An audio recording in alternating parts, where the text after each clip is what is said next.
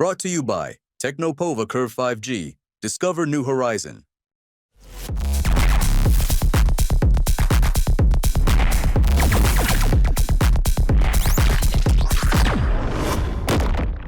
सबसे पहले तो असदुद्दीन ओवैसी की बात कर लेते हैं, जिन्होंने पिछली बार महागठबंधन को अच्छा खासी चपत लगाई थी। और तमाम जानकार ये भी कहते हैं कि ओवैसी अगर अलग न लड़े होते तो हो सकता है कि तेजस्वी यादव की ताजपोशी हो जाती, एक कहा गया ऐसा। तो इस बार बताया जा रहा है कि बातचीत चल रही है उनसे, फिर से ये चीज़ ना हो इसके लिए। मगर हालांकि तेजस्वी यादव के सामने डिमांड ऐसी रखी गई 25 सीटों की, तो ऐसे में तेजस्वी यादव क्या करेंगे? 25 सीटें दे पाएंगे? देखिए, आपको बताएं, ओवैसी अपना कार्ड बड़े सलीके से खेल रहे हैं, ये बात आप जान लीजिए। ओवैसी के ऊपर जो सबसे बड़ा दाग था उसको उन्होंने बहुत हद तक धुल दिया है। ऑपरेशन सिंदूर के बाद उन्होंने अपना इमेज इस तरह का बनाया, देश के अंदर भी और देश के बाहर भी, कि कल बीजेपी को भी उनको गद्दार और तरह तरह के शब्द कि भाई ये नेशनल इंटरेस्ट के विरोध में काम करते हैं। बहुत सारे लोग ट्रेटर कह देते थे, नेशनल इंटरेस्ट में नहीं है, ये सब तरह के आरोप लगाते थे और ऐसे ऐसे शब्दावली का प्रयोग करते थे जो बिल्कुल उपयुक्त नहीं था। लेकिन अब ओवैसी ने जिस तरीके से ऑपरेशन सिंदूर के दरमियान और उसके बाद पाकिस्तान को लताड़ा है, वहाँ के आतंकवादियों को लताड़ा है, वहाँ के मुसलमानों को लताड़ा है, वहाँ के हुक्मरानों को लताड़ा है, और विदेश में अलग अलग जाकर के प्लेटफॉर्म पर जिस तरीके से इंडिया के इंटरेस्ट में उन्होंने बात की है, इससे एक बात बहुत साफ नजर आता है कि ओवैसी पोस्ट ऑपरेशन सिंदूर बहुत अलग इमेज कैरी करने लगे।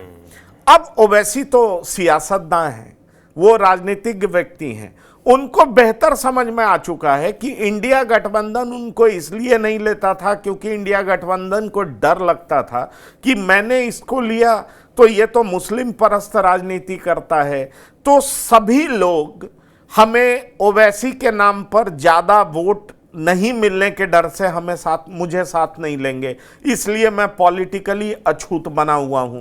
तो अब ऐसा टाइम है, और साथ ही उन लोगों पर, खासतौर पर इंडिया गठबंधन के लोगों पर जो इनको वोट कटवा कहते थे, जो इनको कहते थे बीजेपी की बी टीम है, ओवैसी को लग रहा है कि ऐसे टाइम में अगर हम महागठबंधन का हिस्सा बन जाते हैं तो इन लोगों द्वारा लगाया गया आरोप कि मैं बीजेपी का बी टीम हूं, हमारी बीजेपी की बी टीम पार्टी है, ये आरोप भी धुल जाएगा। और ओवैसी अपने कार्ड से बीजेपी हो या महागठबंधन का तमाम घटक दल हो, दोनों को सबक सिखाने में लगे हुए हैं और अपना पॉलिटिकल इंटरेस्ट साध रहे हैं। अब समझिए, ऑपरेशन सिंदूर के बाद जिस तरीके से असदुद्दीन ओवैसी का इमेज बना है, क्या कोई बीजेपी का नेता उनको ये कह पाएगा कि ये देश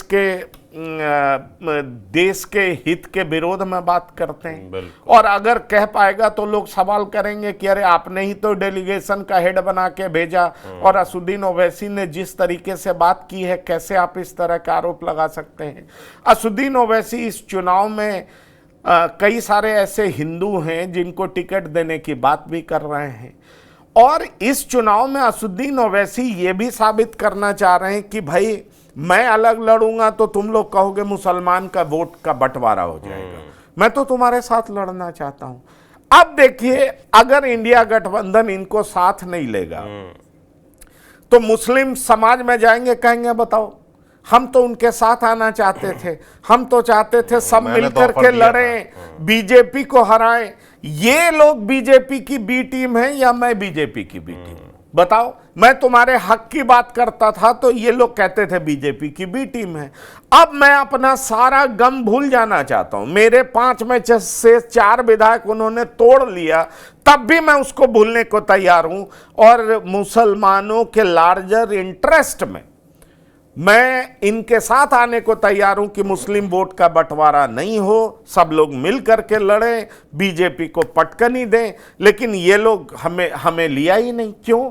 क्योंकि मैं तुम्हारे हक की बात करता हूं, मैं तुम्हारे हुकूक की बात करता हूं, ये मुसलमानों से कहेंगे। आपका रिप्रेजेंटेशन आपकी आबादी के हिसाब से हो, मैं ये बोलता हूं। ये लोग सिर्फ आपका वोट लेते हैं, लेकिन आपको मंत्री नहीं बनाएंगे, आपको विधायक नहीं बनाएंगे, आपको सांसद नहीं बनाएंगे। तो आप बताइए कि बीजेपी का असली बी टीम कौन है? आप बताइए आपका शुभचिंतक कौन है? तो दरअसल ओवैसी ने यह पत्ता फेंक करके सीधा महागठबंधन पर एक दबाव बना दिया। फंस गए थे तो और जोर जोर से उनके प्रवक्ता कह रहे हैं कि मेरा बिना शर्त समर्थन है, हम कोई आपके सामने शर्त नहीं रख रहे हैं। बीजेपी को सत्ता में आने से रोकना, इसलिए हम आपके साथ आना चाहते हैं, पर अंदर खाने कह रहे हैं कि 25 सीट तो दो।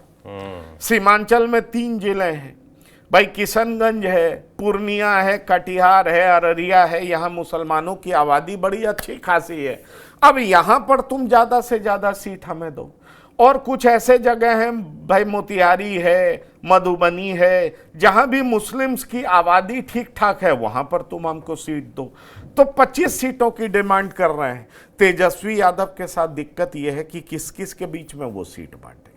वो कांग्रेस को कितनी सीट देंगे, वो वीआईपी को कितनी सीटें देंगे, वो लेफ्ट को कितनी सीटें देंगे, क्योंकि लेफ्ट में भी सीपीआई एमएल भी है, सीपीआई भी है, सीपीएम भी है। तो ये सवाल उनके सामने बड़ा इंपॉर्टेंट बन जाता है।